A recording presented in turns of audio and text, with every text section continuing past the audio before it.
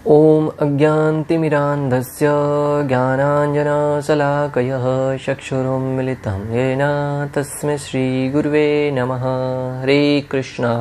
आज गीता श्रृंखला के सत्र क्रमांक 123 में आप सभी भक्तों का हार्दिक स्वागत है। आज हम श्रीमद् भगवद गीता के तीसरे अध्याय जो कि है कर्म योग श्लोक क्रमांक 33 का अध्ययन करेंगे। श्लोक इस प्रकार है। सदर्शं चेष्टते चाव्याः प्रकृतिर्ज्ञानवानपि प्रकृतिं यान्ति भूतानि निग्रह किं करिष्यति। अर्थात ज्ञानी पुरुष भी अपनी प्रकृति के अनुसार कार्य करता है, क्योंकि सभी प्राणी तीनों गुणों से प्राप्त अपनी प्रकृति का ही अनुसरण करते हैं। भला दमन से क्या हो सकता है।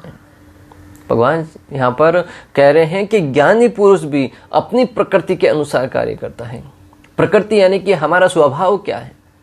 जिस प्रकार भगवान ने गुण और कर्मों के अनुसार अलग अलग आश्रम बांटे हैं, ब्राह्मण है, क्षत्रिय है, वैश्य है, शूद्र है, अलग अलग जातियों का निर्माण किया है, तो उसके अनुसार ब्राह्मण का कर्म है कि वो शास्त्रों का पठन करके दूसरों को ज्ञान प्रदान करें और समाज का मार्गदर्शन करें।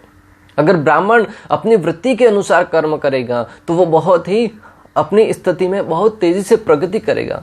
अपने भौतिक क्षेत्र में प्रगति करते हुए साथ ही साथ आध्यात्मिक क्षेत्र में भी स्वयं तो प्रगति करेगा, साथ ही साथ दूसरों को भी उसके लिए प्रेरित करेगा। ब्राह्मण का वृत्ति क्या है? ब्राह्मण का जो प्रकृति है वो शास्त्रों का पठन करने का प्रकृति है। जो क्षत्रिय है उसका स्वभाव है कि वो समाज की रक्षा करे, अपने क्षत्रिय धर्म का पालन करे।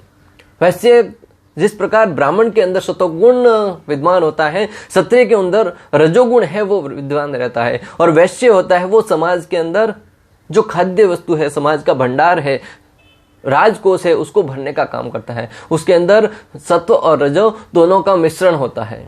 जो शूद्र होता है उसके अंदर तमोगुण का समावेश होता है, और वो पूर्ण रूप से अपने भोग विलास में डूबा रहकर समाज की सेवा करके वहां से जो भी धन प्राप्त होता है उससे मात्र इंद्रिय भोग करने में लगा रहता है। और वो भी एक दृष्टि से देखा जाए तो समाज का बहुत बड़ा सेवक होता है, समाज का बहुत बड़ा सहयोगी होता है। क्योंकि जब चारों आश्रम है वो हर एक आश्रम का व्यक्ति अपने अपने गुण और कर्मों के अनुसार कर्म करेगा, तब समाज में बहुत ही सुंदर व्यवस्था बनी रहेगी। वरना अगर हर एक व्यक्ति ब्राह्मण बनने का प्रयास करेगा, जिसका स्वभाव नहीं है, फिर भी वो उसके अनुसार बनने का प्रयास करेगा, तब समाज में बाकी वर्ण है उनकी संख्या कम रह जाएगी और समाज में अस्थिरता उत्पन्न हो जाएगी। तो भगवान यहाँ पर कह रहे हैं कि ज्ञानी पुरुष भी अपनी प्रकृति के अनुसार कार्य करता है। जो ज्ञानवान है, जिन्होंने शास्त्रों का अध्ययन किया है, वह भी अपनी प्रकृति के अनुसार ही कर्म करता है।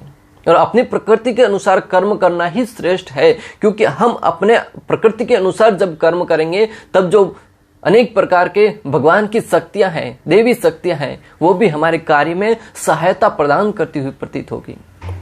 वरना अगर हम किसी के द्वारा प्रेरित होकर दूसरों को देखकर उनका अनुकरण करने के प्रयास में हम अपना स्वभाव भूलकर दूसरों की तरह कार्य करने जाएंगे, तब हम अपना स्वयं का कार्य तो ठीक से कर नहीं पाएंगे, परंतु दूसरे के कार्य को उनके तरीकों को देखकर उनकी तरह करने के कारण हम वो भी कार्य करने से जीवन में असफल हो जाएंगे। इस प्रकार व्यक्ति न घर का न घाट का, कहते हैं ना, धोबी का कुत्ता न घर का न घाट का, दोनों जगह से वंचित रह जाएंगे। क्योंकि सभी प्राणी तीनों गुणों से प्राप्त अपनी प्रकृति का ही अनुसरण करते हैं। क्योंकि सभी प्राणी है वो प्रकृति के अनुसार जो तीन गुण है, सत्व, रज और तमोगुण, उसके अनुसार ही अपना कर्म करते हैं। भला दमन से क्या हो सकता है। किसी प्रकार हम अपनी इंद्रियों को दमित करके उससे रिजल्ट प्राप्त नहीं कर पाएंगे। आजकल अनेक प्रकार के तथाकथित लोगों को कहा जाता है कि मौन रहिएगा, बुरा बोलने से अच्छा है मौन रहिएगा, आप बिल्कुल भी कुछ बोलिएगा नहीं। परंतु शास्त्र स्पष्ट निर्देश देते हैं भक्तों कि जब तक आप अपने की बोलने की वृत्ति है वो किसी कार्य में न लगाकर मात्र मौन रहने का रास्ता अपनाएंगे, तब आप जीवन में सफल नहीं हो पाएंगे। ऐसे अनेक सद्य मौनी, परम पूज्य राधानाथ स्वामी महाराज कैसे कहते हैं कि ऐसे अनेक सद्य मौनी बाबाओं को देखा है, जिसके अंदर अनेक प्रकार की वेदनाएं उमड़ लेती है, अनेक प्रकार की आकांक्षा है, जिज्ञासा है, दूसरों को प्रति कुछ बोलने की अनेक प्रकार के आवेदन आते हैं, तब वो मौन व्रत लिए होने के कारण बोल तो नहीं पाते हैं, तब वो चौक पेन से बोर्ड पर लिखकर अपना जो मंतव्य है वो प्रदर्शित करते हैं, अपनी भावनाएं हैं वो प्रदर्शित करते हैं। और उस जो लिखते हैं उसमें इतनी कड़वाहट भरी पड़ती है कि वो बोलते न हो, जो बोलते हैं वो तो एक बार शब्द सुनने के उपरांत चला जाता है, परंतु लिखकर जब बताते हैं तब अनेक लोग भी वहां पर उन शब्दों को देखते हैं। भक्तों, कहने का तात्पर्य यह है कि अगर आप दमित नीति के द्वारा किसी को दबाकर उनसे कुछ पद प्राप्त करने का प्रयास करेंगे, वो सफल नहीं हो पाएगा। इसलिए क्या करना चाहिए? बोलने का वेग है उसे भगवान की कथा बोलने में लगाना चाहिए। वांसा वेगम मनसः क्रोध वेगम जीवः उदर वेगम उपस्थः एतान वेगान यविषेत धीरः। जो व्यक्ति इन जो हर एक प्रकार का वेग है, वांसा वेगम वाणी का वेग है, उस वेग को जब तक हम भगवान के कथाओं का गान करने में, भगवान के हरिनाम का उच्चारण करने में, भगवान के भक्तों की महिमा का यशोगान करने में नहीं लगाएंगे, तब तक ये वाणी का वेग ये कभी शांत नहीं हो सकता। अगर उसमें नहीं लगाएंगे तो ये प्रजल्प की बातें करेगा, दूसरों के प्रति अनर्थ की बातें करेगा, किसी की बुराई करने में ही अपने आप को लगाएगा। उस अवस्था में हमारा स्वयं का जो शुद्धिकरण है वो धीरे धीरे प्रजल्प के मार्ग पर चला जाएगा। हमारा स्वयं का चरित्र है वो तो दूषित होगा, साथ ही साथ जिसके लिए शब्द बोल रहे हैं उसको भी हमारे प्रति घृणा उत्पन्न करेगा। जो मन का वेग है उसको अगर हम भगवान के स्मरण में नहीं लगाएंगे, भगवान का चिंतन करने में नहीं लगाएंगे, तो ये सामाजिक अनेक प्रकार के जो भोग हैं, इंद्रिय भोग में मनन करता हुआ प्रतीत होगा। जो व्यक्ति खाली बैठा रहता है, अनेक प्रकार का मन में विचार चलते रहते हैं, ये करूंगा वो करूंगा, ऐसा मन में ऐसी भ्रांत धारणाएं उत्पन्न होती रहती हैं कि जब वो उनको मन के आदेशानुसार करने जाता है तब जीवन में संकट आते हैं। वांसा वेग मनसः, वाणी का वेग है, मन का वेग है, उदर का वेग है, उपस्थ का वेग है। अगर पेट के अंदर हम भगवान का प्रसाद नहीं डालेंगे तो उसकी जगह पे अनेक प्रकार के भोज्य पदार्थ डालते बैठेंगे और वो हमारे जो अनेक प्रकार के सत्व गुण में स्थित रहने का स्थिति बनाया गया था उसको पूर्ण रूप से बिगाड़ देगा। जो गलत आहार शरीर के अंदर जाने के कारण व्यक्ति की मति है, चेतना है, वो भी दूषित हो जाती है। अनेक प्रकार के ये जो वेग है उनको हमें चाहिए कि हम उनको भगवान की सेवा में सम्मिलित करें। जब हम अपनी वृत्ति के अनुसार, अपने जो हमारा प्रकृति है उसके अनुसार जब हम अपने वृत्ति को भगवान की सेवा में लगाएंगे तब तो वो एक प्रकार से भक्ति बनता हुआ प्रतीत होगा। परंतु अगर हम भक्ति मार्ग को न अपनाकर हम प्रजल्प के कार्यों में लगे रहेंगे तो हमारा दूषण ही होता रहेगा। कृष्ण भावनामृत के दिव्य पद पर स्थित हुए बिना प्रकृति के गुणों के प्रभाव से मुक्त नहीं हुआ जा सकता। श्रील प्रभुपाद तात्पर्य में लिखते हैं कि कृष्ण भावनामृत में स्थित हुए बिना जो प्रकृति के जो तीनों गुण हैं उनसे मुक्त नहीं हो सकते। व्यक्ति किसी न किसी गुण से हमेशा प्रभावित रहेंगे। भगवान श्री कृष्ण भगवद गीता 7.14 में भी कहते हैं, देवी ही ऐसा गुणमयी मम माया दुरत्यया माम एव ये प्रपदन्ते मायाम एताम तरन्ति ते। अर्थात प्रकृति के तीनों गुणों वाली इस मेरी देवी शक्ति को पार कर पाना कठिन है, किंतु जो मेरे शरणागत हो जाते हैं वे सरलता से इसे पार कर जाते हैं। भगवान श्री कृष्ण स्वयं कह रहे हैं कि जो देवी शक्तियां हैं ये प्रकृति की, उनको पार कर पाना बहुत मुश्किल है। मुश्किल नहीं का, बहुत मुश्किल का है भक्तों। बड़े बड़े ऋषि मुनि है, साधु संत है, वो भी इस मार्ग पर कई बार विफल हुए हैं भक्तों। तो हम साधारण गृहस्थ परिवार में रहने वाले व्यक्तियों के बारे में क्या कहा जाए। परंतु भगवान साथ ही साथ आश्वासन दे रहे हैं कि जो व्यक्ति मेरे भावनामृत को प्राप्त करता है, जो मुझ पर आश्रित होता है, वह इस स्थिति को पार कर सकता है। भगवान की शक्तियां अनंत हैं और ये सारी शक्तियां देवी हैं। भगवान की शक्तियां हैं वो अनंत हैं और वो सारी देवी शक्तियां हैं। यद्यपि जीवात्माएं उनकी शक्तियों के अंश हैं, अतः देवी हैं, किंतु भौतिक शक्ति के संपर्क में रहने से उनकी पराशक्ति आच्छादित रहती हैं। हम जीव भी भगवान के अंश हैं और भगवान का अंश होने के नाते हमारे अंदर भी वो शक्तियां निहित होती हैं। हर एक जीव के अंदर इतनी शक्ति होती है कि वो देवताओं जैसे महान कार्य कर सकता है। तभी तो आप देखिए ऐसे अनेक महापुरुष हुए हैं जो वो भी सामान्य पुरुषों की तरह ही जीवन निर्वाह करते थे, परंतु उन्होंने जीवन की सर्वोच्च सफलता को प्राप्त किया। इस जगत में देखिए कितने लोग होते हैं, परंतु उसमें से कुछ ही लोग ही महापुरुष बन पाते हैं और आने वाले करोड़ों लोग हैं वो उनका अनुसरण करते हैं। वो समाज के नेता कैसे बने, वो समाज के मार्गदर्शन कैसे बने, वो भी तो हमारी तरह साधारण व्यक्ति थे। नहीं भक्तों, हर एक व्यक्ति के अंदर भगवान की महाकाय शक्ति होती है, क्योंकि हम भगवान श्री कृष्ण के अंश हैं। परंतु उसमें से कुछ लोग हैं वो उस शक्ति को शास्त्रों के माध्यम से समझकर, पहचान कर उसको जागृत करने का प्रयास करते हैं, बाकी वो निद्रा अवस्था में सोए रहते हैं। दृष्टांत के लिए भक्तों, अब देखिए, हर एक व्यक्ति के पास दिन में 24 घंटे होते हैं। कोई व्यक्ति 12 घंटा सोता है, कोई व्यक्ति 8 घंटा सोता है, कोई व्यक्ति 5 घंटा सोकर बाकी का समय है वो अपने कार्य करने में लगाता है। समय दोनों के पास बराबर है, परंतु उसका उपयोग कैसे करना है। कोई व्यक्ति उस समय को प्रजल्प करने में व्यर्थ करता है, कोई व्यक्ति उस समय को टाइम पास करने में व्यतीत करता है कि हमारा तो टाइम ही नहीं बीत रहा है। टाइम पास करने के लिए अनेक प्रकार के गेम्स खेलते हैं, अनेक प्रकार के जुआ खेलते हैं, अनेक प्रकार के गलत कार्यों में प्रवृत्त होते हैं। वो निर्भर हम पर करता है कि हम उस समय का उपयोग कैसे करें। तो यहां पर भगवान कहते हैं कि ये जीव है वो भी भगवान का अंश है, और भगवान का अंश होने के नाते उसके अंदर भी वो सारी देवी शक्तियां विद्यमान हैं, परंतु इस भौतिक प्रकृति के संपर्क में आने के कारण हम उन शक्तियों को भूल जाते हैं। वो शक्तियां हैं भौतिक गुणों के द्वारा आच्छादित हो जाती हैं। अगर उन शक्तियों को पुनः जागृत करना है तो हमें भगवान के नाम का जप करना होगा, भगवान के दिव्य नामों का उच्चारण करना होगा। हरे कृष्णा कृष्ण कृष्ण हरे हरे, हरे राम राम राम हरे हरे। जब हम इस हरिनाम के द्वारा हमारे हृदय का मार्जन करेंगे, चेतो दर्पण मार्जनम, जब इसका मार्जन करेंगे तब हमारा हृदय है वो धीरे धीरे शुद्ध होता जाएगा।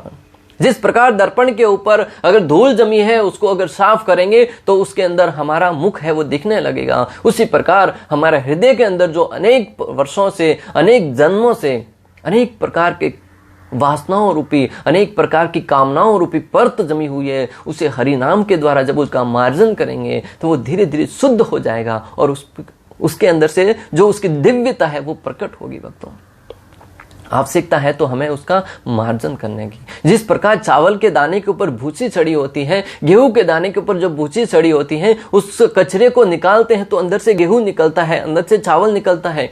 हालांकि उस कचरे के अंदर भी चावल विद्यमान था, परंतु प्रक्रिया क्या थी, उसे बाहर निकालकर चावल को अलग करना पड़ा। उसी प्रकार हमारा अंश है, ये जीव है वो भी भगवान का अंश है। हमें आवश्यकता है तो जो हमारा अनेक प्रकार के अनर्थ हैं, अनेक प्रकार के आशाएं हैं, उनको मार्जन करके हमारे हृदय को शुद्ध करने की आवश्यकता है। सांसारिक धरातल पर बड़े बड़े शिक्षित व्यक्ति के लिए केवल सैद्धांतिक ज्ञान से आत्मा को शरीर से पृथक करके माया के बंधन से निकल पाना असंभव है। सांसारिक धरातल पर भक्तों, बड़े से बड़े शिक्षित व्यक्ति के लिए भी केवल सैद्धांतिक ज्ञान से आत्मा को शरीर से पृथक करके माया के बंधन से निकल पाना असंभव है। बड़े बड़े ज्ञानी व्यक्ति भी इस माया के संगुल से नहीं बच पाते। ज्ञानी अब अनेक प्रकार की शिक्षा अर्जित करके भी व्यक्ति करता क्या है, मात्र इस आहार निद्रा भय मैथुन में ही फंसा रहता है। लोग हैं वो आए दिन अनेक प्रकार के दृष्टांत देते हैं, ये तो वैज्ञानिक सिद्धांत है, वैज्ञानिकों द्वारा सिद्ध किया हुआ सिद्धांत है। परंतु भक्तों, वैज्ञानिकों द्वारा प्रदत्त सिद्धांत भी कुछ समय उपरांत दूसरा वैज्ञानिक उसको गलत साबित कर देता है। कुछ वैज्ञानिक आते हैं, कोई सिद्धांत देते हैं, और दूसरा वैज्ञानिक कुछ समय के उपरांत आता है, उस सिद्धांत को गलत साबित कर देता है, उस थ्योरी को गलत साबित कर देता है, वो अपना नया सिद्धांत स्थापित करता है। फिर हम किस पर विश्वास करें, क्या जो पहले सिद्धांत दिया था उस पर, या जो बाद में सिद्धांत दिया जा रहा है उस पर। डार्विन का सिद्धांत से आप सभी भली भांति वाकिफ है भक्तों। उसने कहा था कि जो मनुष्य प्रजाति है वो बंदर से आई है। बंदर है वो पहले बैठने लगा तो उसकी पूंछ है वो घिसने लगी, फिर धीरे धीरे 2 पांव पर चलने लगा, फिर 2 पांव पर चलते चलते व्यक्ति के मनुष्य के रूप में वो परिवर्तित हो गया। यहां तक कि ये जो हमारे बच्चों को विद्यालय में पढ़ाए जाने वाले पाठ्यक्रम में भी ये सिद्धांत दिया गया था, ऐसा चित्र बनाया गया था, बंदर है वो धीरे धीरे मनुष्य में कैसे परिवर्तित हो रहा है, वो सिद्धांत बताया गया था। वो एग्जाम में बच्चे उसको लिख कर पास होते थे और वो सिद्धांत बच्चों को सिखाया जाता था। परंतु कुछ समय के उपरांत उस सिद्धांत को गलत धारणा के रूप में माना गया। फिर हम किसके ऊपर विश्वास करें भक्तों? वैज्ञानिक सिद्धांत है वो समय के साथ परिवर्तित होते रहते हैं, परंतु भक्तों जो भगवत गीता का सिद्धांत है, श्रीमद् भागवतम का ज्ञान है, वो करोड़ों वर्षों से वही ज्ञान हमें जो प्रदान किया जा रहा है वो ज्ञान भूतकाल में हो, वर्तमान में हो, भविष्य में हो, पूर्ण रूप से सटीक बैठता है। श्रीमद् भगवद गीता का ज्ञान करोड़ों वर्ष पहले भगवान श्री कृष्ण द्वारा सूर्यदेव विवस्वान को प्रदान किया गया था।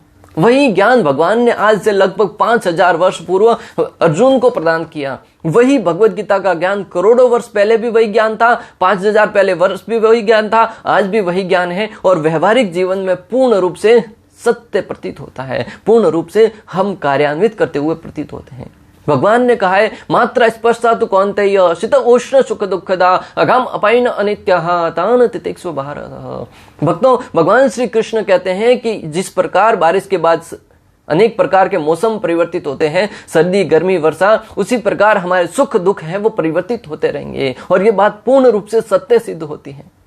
भगवान ने कहा कि हर एक कर्म है वो, हर एक प्रकृति की शक्ति है वो मेरे पूर्ण रूप से मेरे नियंत्रण में रहती है और ये बात पूर्ण रूप से सत्य है। भक्तों, हर एक व्यक्ति इसको अनुभव कर सकता है। जहां पर भी हम अपनी शक्ति से कुछ करने का प्रयास करते हैं और भगवान की शक्ति वहां पर अगर हावी हो जाए तो हम असहाय महसूस करते हैं। भक्तों, अनेक प्रकार के बाढ़ आना, अनेक प्रकार के अकाल पड़ना, ये सब हमारे नियंत्रण में नहीं है। भक्तों, भगवद गीता में कही गई हर एक बात है वो अगर व्यवहारिक तरीके से उतारने जाएंगे तो पूर्ण रूप से सत्य है। श्रीमद् भागवतम में कही गई हर एक बात सत्य है। भागवतम में भक्तों वर्णन आता है कि हर एक जीव में, यहां तक कि पेड़ पौधों में भी जीव है और वैज्ञानिक है वो उसके ऊपर अनेक प्रकार के शोध करके फिर उस नतीजे तक पहुंचते हैं कि हाँ, पेड़ पौधों में भी जीव है। पहले वो नहीं मानते थे, तो फिर भागवतम में जो कई वर्षों पहले लिखी हुई बात है उसको स्वीकार क्यों नहीं कर लेते? भागवतम में लिखा है कि गौ माता के अंदर अनेक प्रकार के दिव्य गुण होते हैं। गौ माता से गोबर निकलता है, उसके अंदर भी अनेक प्रकार के रोग प्रतिरोधक क्षमता होती है। गौ माता के दूध है, उस घी है, अनेक उसमें भी अनेक प्रकार के रोग प्रतिरोधक क्षमता होती है। पहले वैज्ञानिक उसको पूर्ण रूप से धार्मिक मानते थे, पूर्ण रूप से अज्ञानी मानते थे जो ऐसा सिद्धांत बताते थे। परंतु जब उन्होंने निष्कर्ष निकाला, शोध किया, तब इस नतीजे तक पहुंचे कि हाँ, ये बात तो सत्य है। तो फिर जो भागवतम में दिया गया ज्ञान है उसको ही क्यों नहीं हम स्वीकार कर लेते? बेकार में इतने सारे अनेक प्रकार के प्रयोग करने की क्या आवश्यकता है भक्तों? और प्रयोग करने के उपरांत भी वो सही सही सिद्धांत दे पाएंगे कि नहीं दे पाएंगे, उसके ऊपर प्रश्न चिन्ह लगा रहता है। ऐसे अनेक तथाकथित आध्यात्मिकवादी हैं जो अपने को विज्ञान में बड़ा चढ़ा मानते हैं, किंतु भीतर ही भीतर वे पूर्णतया प्रकृति के गुणों के अधीन रहते हैं, जिन्हें जीत पाना कठिन है। ऐसे अनेक तथाकथित वैज्ञानिक हैं, ज्ञानी है जो अपने आप को विज्ञान के क्षेत्र में बहुत बड़ा चढ़ा मानते हैं, परंतु अंदर ही अंदर, भीतर ही भीतर वो पूर्ण रूप से प्रकृति के गुणों पर निर्भर रहते हैं, भगवान के ऊपर निर्भर रहते हैं। भक्तों, दृष्टांत, एक समय की बात भक्तों, एक डॉक्टर था, लोगों के अनेक प्रकार के ऑपरेशन करता था। अंतिम समय में हर बार बहुत बार ऑपरेशन करके व्यक्ति को सुरक्षित बचा लेते थे। एक दिन की बात, एक भक्त के किसी परिजन को वहां पे लेके जाया गया, ऑपरेशन थिएटर में ले जाया गया। वहां पे बाहर लाल लाइट जला दी गई, अंदर किसी को आना मना था। कुछ समय, कई घंटों का ऑपरेशन चला, उसके उपरांत डॉक्टर बाहर आया। बोले, डॉक्टर ने कहा कि ऑपरेशन सक्सेसफुल। सबने डॉक्टर की वाहवाही कही, परंतु भक्त ने कहा कि भक्त है वो भगवान को धन्यवाद देने लगा, दोनों हाथ ऊपर उठाकर कृष्ण को धन्यवाद देने लगा। हे कृष्ण, हे गोविंद, आप कितने महान हैं, आपने मेरे भाई की जान बचा ली। तो वो डॉक्टर है वो क्रोधित हो गया। बोले, ऑपरेशन मैंने किया, तुम्हारे भाई को मैंने बचाया, तुम भगवान को धन्यवाद दे रहे हो। सब लोगों ने कहा, बात तो सही है, डॉक्टर है, उसने आपके भाई की जान बचाई है, उनको धन्यवाद देना चाहिए, परंतु तुम भगवान को धन्यवाद दे रहे हो। तब उस भक्त ने बहुत ही सुंदर बात कही भक्तों। भक्त ने डॉक्टर से कहा कि आप रोज के कितने ऑपरेशन करते हैं, साल में कितने ऑपरेशन करते हैं, उसमें से कितने ऑपरेशन सक्सेस होते हैं और कितने असफल होते हैं? क्या हर एक ऑपरेशन आपके द्वारा किया गया सफल हुआ है, सक्सेस हुआ है? तो उस डॉक्टर ने कहा कि नहीं, कई सारे ऐसे केस भी आते हैं जिसमें जो पेशेंट है उसकी मृत्यु हो जाती है। बोले कि जब मृत्यु हो जाती है, अगर आप उस व्यक्ति को बचा रहे हैं तो आप उस व्यक्ति को क्यों नहीं बचा पाए जो मर गया? जब कोई मर जाता है तब तो आप कहते हैं कि भगवान ने उसकी जिंदगी छीन ली, भगवान ने उसको नहीं बचाया, परंतु जब उसको बचाने में आप सफल हो जाते हैं भगवान की कृपा से, तब उसका श्रेय स्वयं लेने का प्रयास करते हैं। ऐसे अनेक लोग हैं जो मृत्यु के मुख से बाहर निकल आते हैं, तब हम डॉक्टर को धन्यवाद देते हैं, हाँ उन्होंने अपना कर्म किया, परंतु अनंत वो भगवान के ऊपर निर्भर रहते हैं। क्योंकि जो व्यक्ति कहता है कि ये मैंने बचाया है, वो पूर्ण रूप से अज्ञान में है, अंधकार में है। ये बात मैं नहीं कह रहा हूं, एक स्वयं कल एक डॉक्टर कह रहा था, जो बहुत बड़े ऑपरेशन करने वाला डॉक्टर है। उसका वीडियो क्लिप आया, वो कह रहा था कि अनेक प्रकार के जो ऑपरेशन होते हैं उसमें अंतिम आशा भगवान से ही लगाई जाती है, क्योंकि हम अपनी तरफ से प्रयास तो करते हैं, परंतु रिजल्ट है, जो परिणाम है, वो भगवान पर निर्भर करता है। इसलिए भक्तों, यहां पर तात्पर्य में प्रभुपाद कहते हैं कि तथाकथित लोग अपने आप को वैज्ञानिक मानते हैं, पूर्ण रूप से ज्ञानी मानते हैं, परंतु भीतर ही भीतर पूर्ण रूप से प्रकृति पर निर्भर करते हैं, भगवान पर निर्भर रहते हैं। अतः पूर्णतः अपने नियत कर्मों को करते हुए भक्ति कार्य में संलग्न होना चाहिए।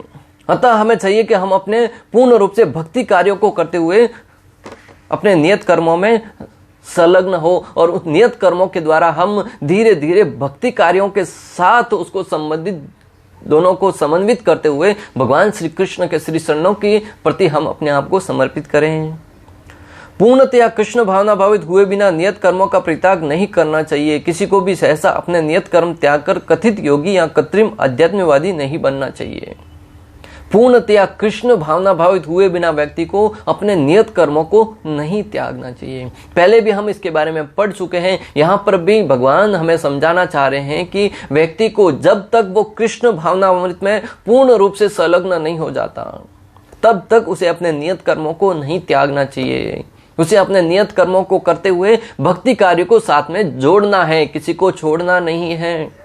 क्योंकि तथाकथित त्याग है वो हमारे जीवन को बर्बाद करके रख देगा, साथ ही साथ दूसरों के जीवन पर भी उसका बुरा परिणाम पड़ेगा। इसलिए व्यक्ति को चाहिए कि वो अपने नियत कर्मों को करते हुए भक्ति कार्यों में संलग्न हो।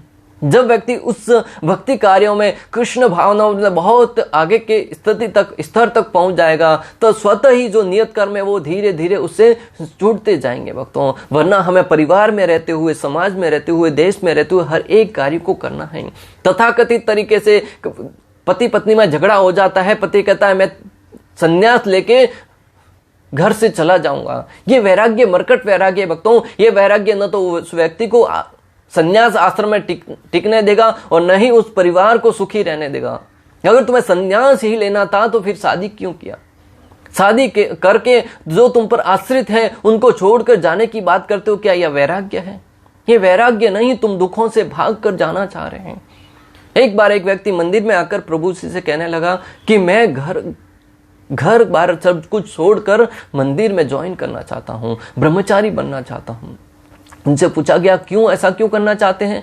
तब वो व्यक्ति कहता है कि मुझे तो गृहस्थ आश्रम में पूर्ण रूप से दुख ही दुख नजर आ रहे हैं।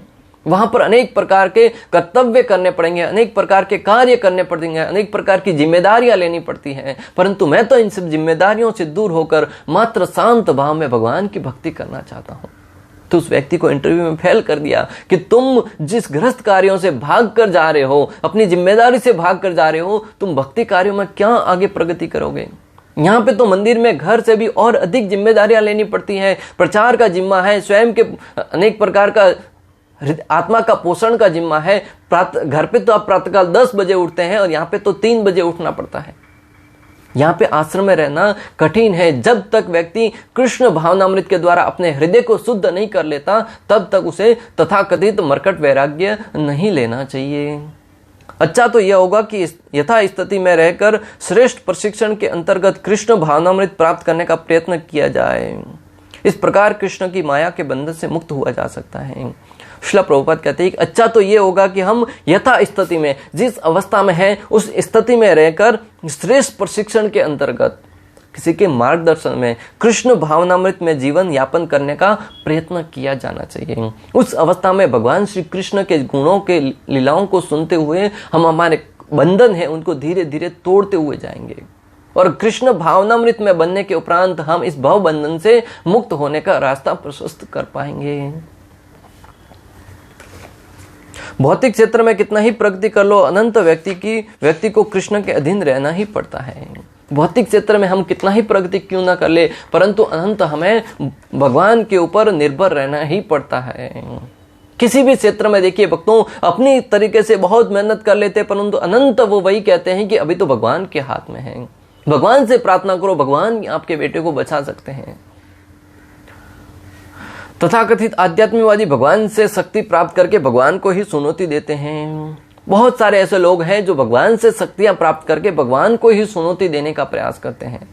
भगवान से शक्ति प्राप्त करते हैं, भगवान को चुनौती देते हुए कहते हैं कि मैं तुम्हें ललकारता हूं। रावण है, हिरण्यकशिपु, ऐसे अनेक दृष्टांत आते हैं जो भगवान की तपस्या करके, भगवान से शक्तियां प्राप्त करके फिर भगवान को ही चुनौती देते हैं।